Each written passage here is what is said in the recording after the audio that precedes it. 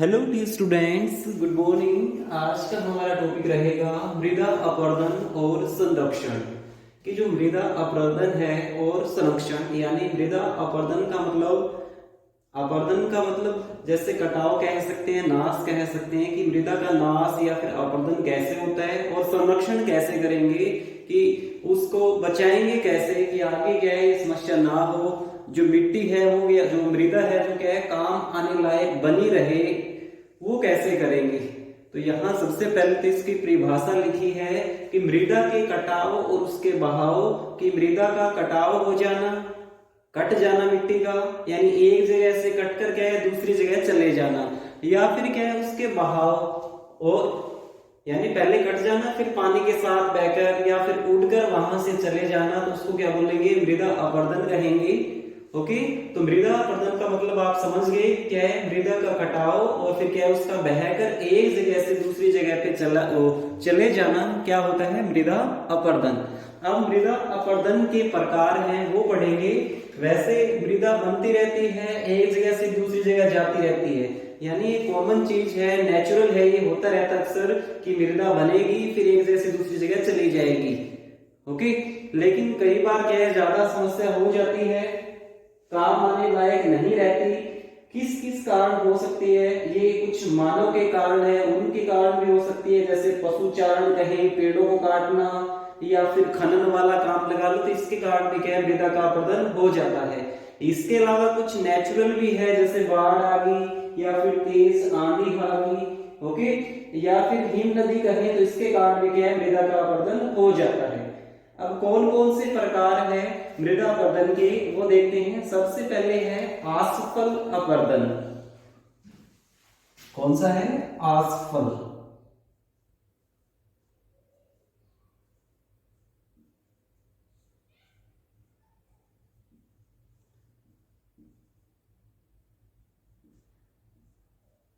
English में कहते हैं इसको स्प्लैश इरोजन।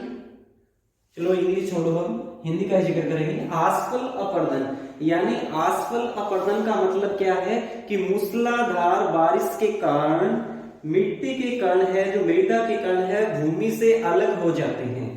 यानी आसफल अपरदन में क्या होगा, मृदा के कण क्या है भूमि से क्या है अलग हो जाएंगे। ओके, होगा सभी में यही क्या है कि मृदा अलग होने वाली है भूमि से, लेकिन होगी कैसे, सबसे पहले, यानी अपरदन वैसे तो एक ही है, सबसे पहले क्या होगा, आसफल अपरदन होगा, मिट्टी के कण है भूमि से अलग हो जाएंगे।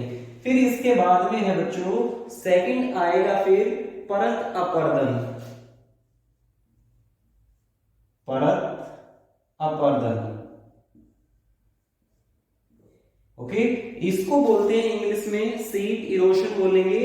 परत अपरदन, इसमें देखो क्या हुआ, भूमि के जो कण है वो अलग हो गए मृदा से, और इसमें क्या होगा, जो जैसे कोई खेत है, ओके, तो इसमें क्या होगा, इस खेत की है ना मिट्टी की ऊपर वाली परत है ना हट के, ठीक है, पानी के साथ बहकर क्या है कहाँ चली जाएगी। तो यानी इसमें क्या है मृदा के कण सिर्फ अलग हो रहे थे, तो मृदा के कण अलग हुए, अलग होने से फिर क्या है मृदा के कण क्या है पानी में लगा लो, हवा में बहकर क्या है एक जगह से दूसरी जगह चले जाएंगे। तो परत अपरदन में ये होता है। इसके बाद में रील अपरदन, थर्ड है फिर बच्चों रील अपरदन। ओके, इसमें क्या हुआ, मिट्टी के कण जो क्या है भूमि से अलग हुए, फिर क्या है बहकर वहां से चले गए। और जो रील अपरदन है इसमें क्या होगा, जो जैसे खेत है, ये कोई खेत है जैसे, ओके, इसमें क्या होगा, जो ऊपर जैसे कण अलग हुए पानी में बहकर अलग हो गए, यहां से चली जाएगी मिट्टी, जैसे यहां चली गई इस प्रकार से चलेगी। फिर क्या होगा, इसके नीचे यानी ऊपर वाली मृदा चली गई, नीचे जो कठोर मृदा है ना, जो ठीक है जो कठोर मिट्टी आएगी उसमें क्या है पतली पतली नाली सी बन जाएगी, यानी ऊपर वाली हट के साइड में, इसके नीचे क्या है नाली बन जाएगी। ओके, तो सबसे पहले आसफल, फिर परत, और फिर क्या है रील। फिर आएगा फोर्थ पॉइंट बच्चों, वो है अवनालिका अपरदन। अवनालिका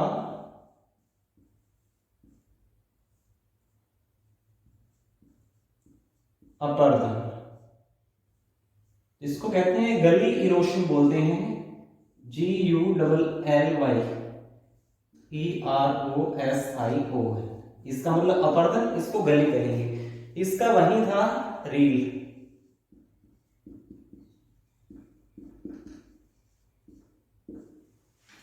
ओके, और इसका मैंने आपको बताया था सीट वाला।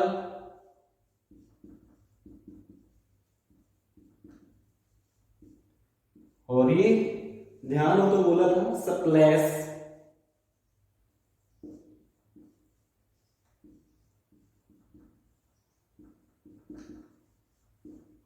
तो ये 4 पॉइंट है। 4 देखो, फोर्थ अवनाली का अपर्दन, इसमें क्या होगा, वही काम सेम टू सेम, क्या है कि मिट्टी की ऊपर वाली परत हट जाएगी, नीचे कौन सी आएगी, कठोर।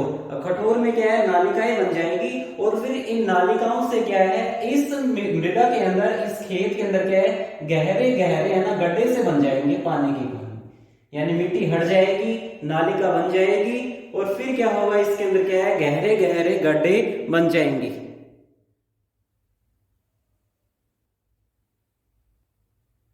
तो समझ में आ रहा होगा आपको कि इसके अंदर फिर क्या है, गड्ढे बन जाएंगे। यानी ये वाला प्रोसेस है ना बच्चों, ये बहुत, यानी ये वाला पहले होगा फिर जाकर ये होता है, यानी ये वाला क्या होगा, लंबे प्रोसेस के बाद, यानी इसके लंबे प्रोसेस के बाद में गहरी गहरी नालियां बनती जाएंगी, फिर जाकर आखिर में क्या है, गड्ढे बनेंगे। ओके, फिर यानी अवनाली का अपर्दन होगा। ओके, जो एमपी है हमारा, मध्य प्रदेश, वहां चंबल घाटी के अंदर क्या है, ऐसे गड्ढे हैं, यानी ये गड्ढे बन जाएंगे, फिर ये जमीन क्या है, काम आने लायक नहीं रहेगी बच्चों। ओके, यानी अवनाली का अपर्दन के बाद में क्या है, जो भूमि है काम आने लायक नहीं रहती, तो इस भूमि को बोलते हैं उत्खात भूमि। यानी कौन सी भूमि ये काम आने लायक क्या है, नहीं रहेगी, इस भूमि को बोलते हैं उत्खात भूमि। ओके, इंग्लिश में बोलेंगे बैड, क्या बोलेंगे, बैड लैंड, नाम से आपको पता चल रहा है। ओके, और जो चंबल घाटी मैंने बताया आपको, एमपी का जिक्र हो रहा है, एमपी का भी एक जिला है मुरैना जिला, वहां ऐसा होता है अक्सर। ओके, वहां है अभी, तो जो वहां पर क्या है, फिर जो ये उत्खात भूमि है, इसको एक और नाम से जाना जाता है, खड्ड। किस नाम से, खड्ड नाम से जाना जाता है। एमपी के अंदर जो, वैसे तो इस भूमि को क्या बोल देते हैं, उत्खात भूमि, लेकिन एमपी में क्या है, इसको चंबल घाटी में इसको किस नाम से, खड्ड नाम से बोला जाता है। ओके, अब आगे है, फिर देखो इसका संरक्षण कैसे करेंगे, कि बचाव कैसे करेंगे, कि मृदा तो क्या है, पवन के द्वारा, हवा के द्वारा भी उड़कर चली जाएगी, इसके अलावा और कैसे जा सकती है, जल के द्वारा चली जाएगी। तो बचाव कैसे करना है, तो जहां जहां से ये समस्या हुई उसी के अकॉर्डिंग इसका बचाव भी वहीं से होने वाला है। जैसे वनोन्मूलन था, वनों को काटा था, तो फिर क्या करना पड़ेगा, वनोरोपण करना पड़ेगा, वन उगाने पड़ेंगे। ओके, तो इसी के अकॉर्डिंग हमें करना होगा। इसके अलावा और क्या कर सकते हैं, जैसे इस खेत की मिट्टी जा रही थी, दूर जा रही, तो हम क्या करेंगे, यहाँ पेड़ लगा देंगे, घास लगा देंगे, तो इससे क्या है, फिर मिट्टी का कटाव वो रुक जाएगा। ओके, तो हम इस प्रकार भी कर सकते हैं, मिट्टी का संरक्षण कर सकते हैं। फिर है देखो आगे, तो आप समझ गए होंगे कि सीरियल वाइज भी ऐसे होगा। सबसे पहले आसफल अपर्दन होगा, फिर कौन सा होगा, परत होगा, फिर रील होगा, फिर अवनालिका होगा। आसफल में क्या है, मूसलाधार बारिश के कारण क्या है, कारण के क्या है, जो मृदा के कण है वो भूमि से अलग हो जाएंगे, इसमें फिर क्या है, ऊपर वाली परत ही हट जाएगी। फिर रील अपर्दन में क्या होगा, ऊपर वाली परत हटेगी, नीचे कठोर जो मृदा आएगी उसमें क्या है, छोटी छोटी नालिकाएं बन जाएगी। और अवनालिका में तो क्या है, फिर इसके अंदर क्या है, गड्ढे से भी बन जाएंगे, यानी नाली और गहरी होती जाएगी, गड्ढे भी बनते जाएंगे बच्चों। ओके, तो आपको समझ में आ गया होगा। अब थोड़ा सा और आपको बता देते हैं मृदा के बारे में। फिर आती है मृदा की बात आती है, तो भारत के अंदर सबसे ज्यादा मृदा आपको पता है, पहले भी बताया था कि कौन सी है, जलोढ़ है,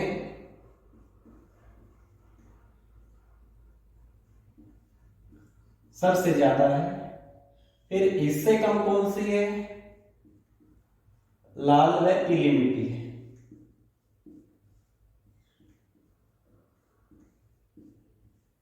फिर कौन सी है, काली आ जाएगी, और फिर लेटराइट आएगी।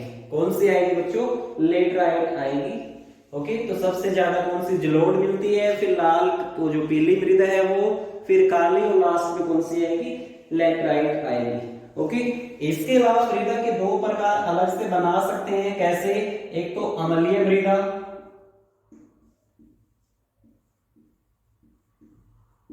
ओके, एक होती है बच्चों क्षारीय मृदा। ये आपके आते हैं साइंस के अंदर भी ध्यान, तो आपको पीएच स्केल आता है एक। ओके, वो जो मतलब सामान्य भूमि होगी, कोई भी सामान्य मृदा है, उसका जो है ना, जो वो अम्लीय क्षारीय है, वैसे तो जैसे सामान्य भूमि होगी उसका पीएच स्केल पर, यानी पीएच स्केल आपको ध्यान होगा 7 से कम है तो क्या है, और 7 से ऊपर क्या होता है तो आप सभी को पता ही है।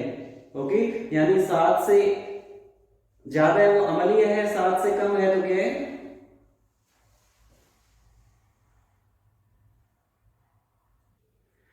अगर 7.2 से बच्चों 7.2 से ज्यादा है तो क्या है, क्षारीय है। अगर 7.2 से कम है फिर वो क्या है, अम्लीय मिलेगी आपको। ओके, यानी पीएच स्केल आपको ध्यान है जिसके ऊपर क्या है 0 से 14 तक क्या है नंबर डिनोट किए होते हैं, ये हमें ये बताते हैं कि कौन सा क्या क्षार है, एसिड है या बेस है, वही है बच्चों ये। अगर 7.2 से ज्यादा है तो क्षारीय, 7.2 से कम है तो अम्लीय होगी। ओके, और 6 या फिर 7 क्या है, सामान्य भूमि के लिए होता है। अच्छा, फिर आगे ये है कि अगर अम्लीय मृदा हो जाए फिर इसको मतलब ठीक कैसे करेंगे, तो अम्लीय मृदा को ठीक किया जाता है चूने के साथ। चूना मिला दो मिट्टी के अंदर, सही हो जाएगी। ओके, और जो अम्लीय मृदा है ना वो चाय के बागानों के लिए अच्छी होती है, उत्तम होती है। अगर क्षारीय ज्यादा हो जाए फिर मृदा के अंदर मिलाना पड़ेगा जिप्सम। जिप्सम मिलाना पड़ेगा। ओके, अम्लीयता दूर करने के लिए चूना और क्षारीय दूर करने के लिए जिप्सम। यूपी के अंदर बहुत ज्यादा है ये मृदा, सारी मृदा है जो जिप्सम है, वो जिप्सम मिलाया जाएगा उसमें। तो भूमि तो ना ज्यादा अम्लीय वाली होनी चाहिए, ना ज्यादा क्षारीय वाली होनी चाहिए। ओके, उम्मीद करते हैं सभी को आया वो अच्छे तरीके से समझ में। Have a nice day, thank you dear students.